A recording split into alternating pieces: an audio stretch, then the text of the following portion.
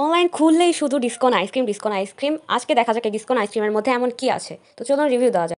প্রথমেই রয়েছে ডার্ক চকলেটের একটি থিক লেয়ার। বাট এই চকলেটটা আমার কাছে কিছুটা ডিভাইনো চকলেটের মতো লেগেছে।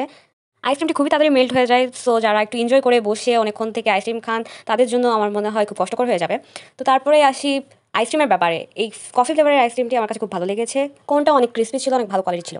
যাদের কাছে কফি ভালো লাগে তাদের অবশ্যই আইসক্রিমটি ভালো লাগবে।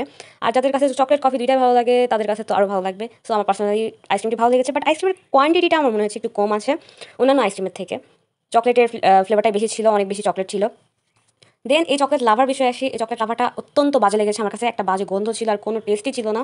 আমার কাছে মনে হয় জাস্ট একটা লো কোয়ালিটির কোকো পাউডার দিয়ে বানানো হয়েছে। আমি জানি না এটা কিসের প্রবলেম ছিল, বাট আমার কাছে এটা ভালো লাগেনি। দেন চকলেটের যে লাস্ট লেয়ারটা থাকে আমাদের সবারই সেটা খুব পছন্দের হয়।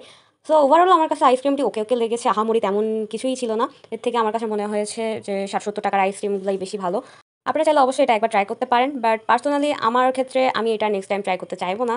100 টাকা it's too much for this ice cream. কেমন লাগলো আজকের ভিডিওটি অবশ্যই কমেন্টে জানান। কারা কারা ডিসকন আইসক্রিম ট্রাই করেছেন অবশ্যই আমাকে কমেন্টে জানাবেন। আর আমার চ্যানেলটিকে সাবস্ক্রাইব করে রাখুন। Thanks for watching.